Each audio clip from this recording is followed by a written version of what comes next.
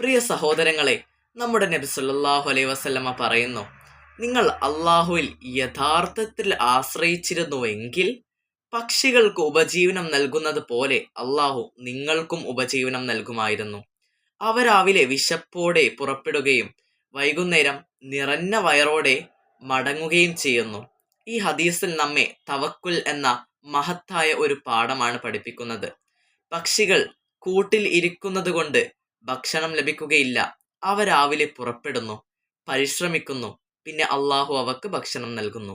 അതുപോലെ തന്നെ മനുഷ്യനും ജീവിതത്തിൽ പരിശ്രമിക്കണം, പഠിക്കണം, നല്ല കാര്യങ്ങൾ ചെയ്യണം, പിന്നെ ഫലം അള്ളാഹുവിൽ ഏൽപ്പിക്കണം. നാം ശരിയായ പരിശ്രമവും അള്ളാഹുവിൽ പൂർണ്ണ വിശ്വാസവും ഉണ്ടെങ്കിൽ അള്ളാഹു നമ്മുടെ ആവശ്യങ്ങൾ നിറവേറ്റുകയും നമ്മെ സഹായിക്കുകയും ചെയ്യും. അതുകൊണ്ട് നാം എല്ലായ്പ്പോഴും അള്ളാഹുവിൽ ആശ്രയിച്ചുകൊണ്ട് സത്യസന്ധമായി പരിശ്രമിച്ചവരായി ജീവിക്കണം. അസ്സലാമു അലൈക്കും വറഹ്മത്തുള്ളാഹി വബറകാതുഹു.